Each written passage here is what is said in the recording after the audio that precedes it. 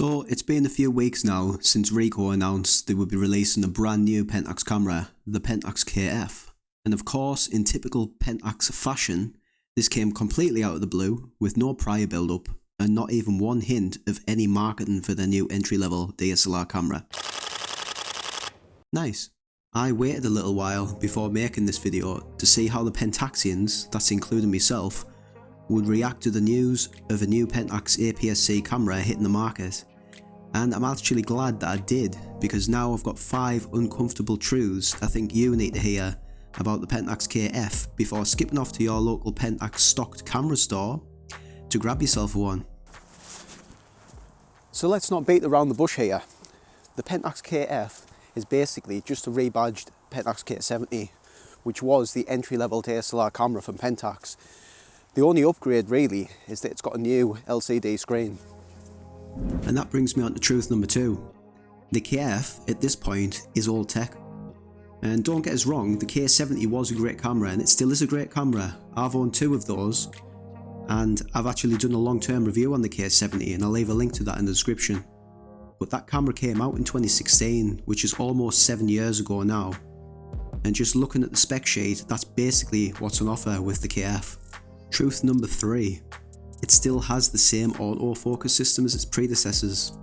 And this is going back to 2012 with the K30.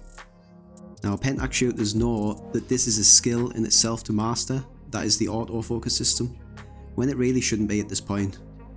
And for anyone who's never picked up an entry-level Pentax camera, what I'm talking about is 11 autofocus points with pretty much 0 tracking capabilities. So before I move on to the 4th and 5th truths about the Pentax KF, which in my opinion are pretty much the hardest to swallow, let me know in the comments down below if you were planning on buying this camera, or are you just going to take a pass on this model now? Comment down below. So I think this one could really sting if it turns out to be true. The entry line of Pentax cameras has been plagued by what's known within the Pentax community as the dreaded aperture block syndrome.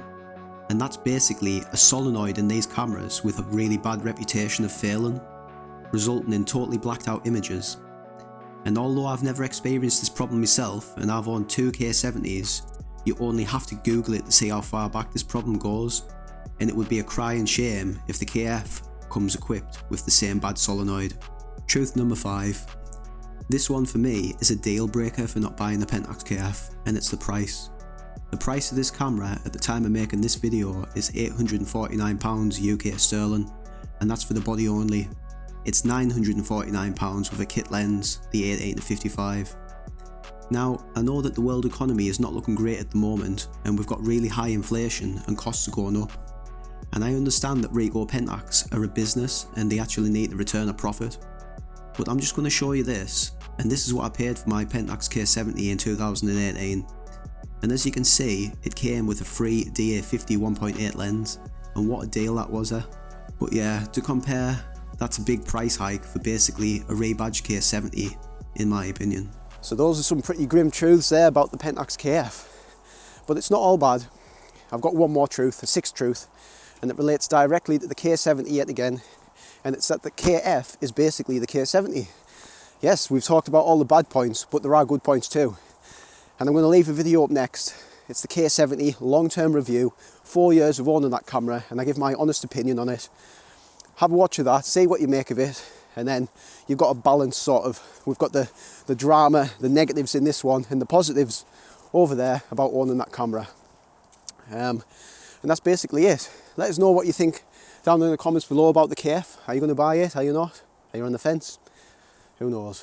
But until next time, I'll see you in the next video, and I'm out for now.